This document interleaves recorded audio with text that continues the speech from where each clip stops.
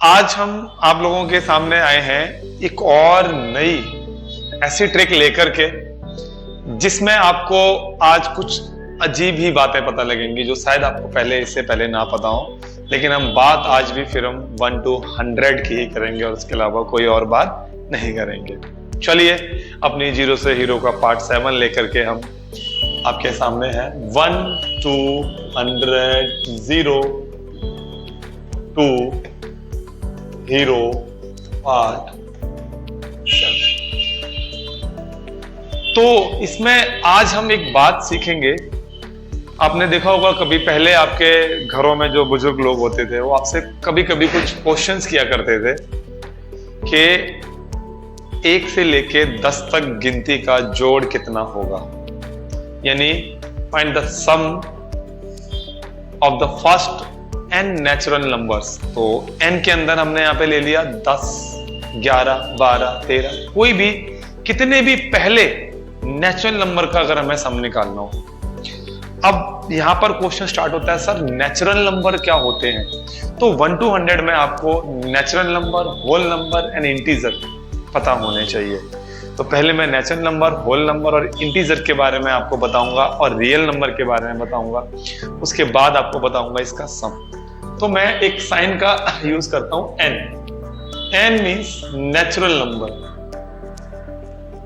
Natural numbers. Actually ये हमारे start होते हैं 1 से 2, 3, 4 एंड सो ऑन।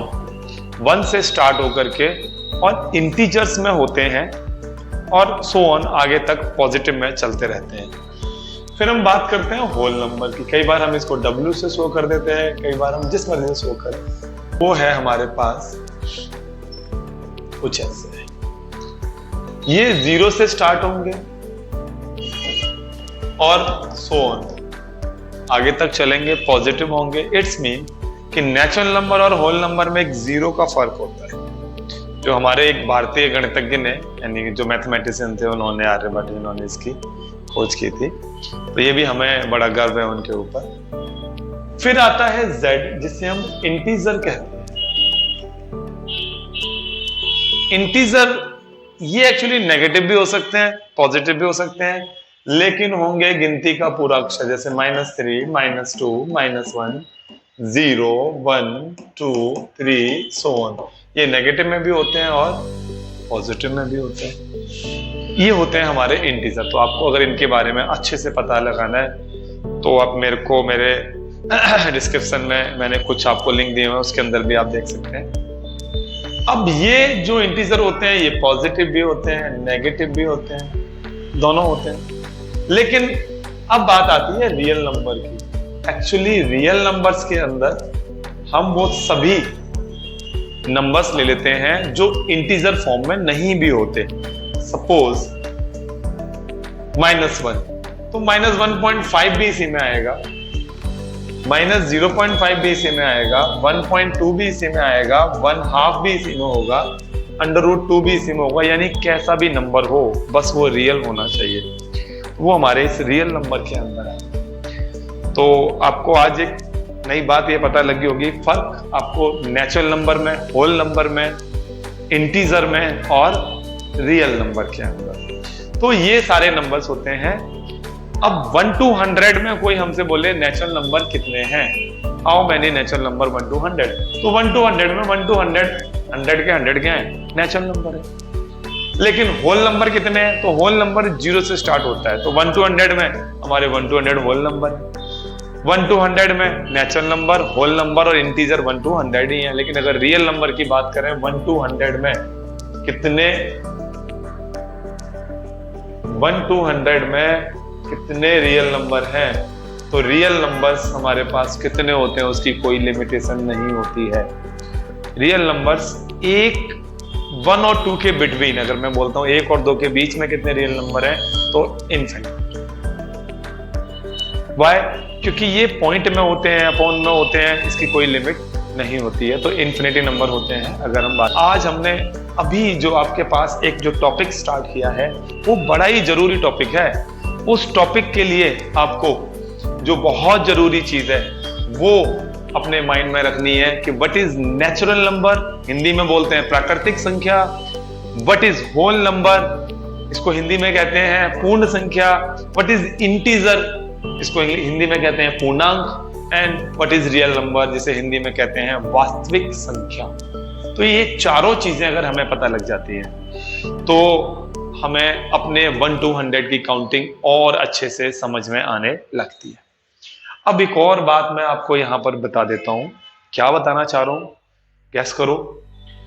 पहली बात कि नेचुरल नंबर्स काउंटेबल होते हैं, होल नंबर काउंटेबल है, इंटीजर्स काउंटेबल है अगर हम उनकी स्टार्टिंग और एंड लिमिट दे देते हैं। जैसे मैंने अभी बताया 1 to 100, how many natural numbers, 100, whole number 100, integer 100, but real number is uncountable, यानी इनफाइनाइट नंबर ऑफ। पहली बात, मैंने अभी आपको अपनी इस वीडियो में स्टार्टिंग में एक बात का जिक्र किया था कि हमारे यहां बुजुर्ग कुछ बातें करते हैं कि 1 to 100 का अगर हम सम करें तो कितना आंसर आएगा, 1 to 10 का सम करें तो कितना आंसर आएगा, अगर 1 to 15 का सम करें तो कितना आंसर आएगा। तो आइए आपकी जानकारी के लिए बता देते हैं। सपोज मैं 1 to 10 सम फाइंड कर रहा हूं तो कैसे करूंगा। एक तरीका तो ये था 1 + 2 + 3 + 4 + 5 + 6 + 7 + 8 + 9 एंड एट लास्ट +10। अब कोई मुझसे बोले कि सर क्या आपको ये प्लस आप कैसे करोगे, मैं तो कर दूंगा, मैंने तो 1 to 100 बोल के पी रखी है। 1 + 2 + 3 1 + 2 = 3 + 3 6 4 10 5 15 6 21 7 28 36 45 एंड 55। तो इनका सम कितना आ गया, 55। एक बार और जोड़ के बताता हूँ। 1 + 2 3 3 + 3 6 4 10 5 15 6 21 28 8 36 9 45 एंड 10 55।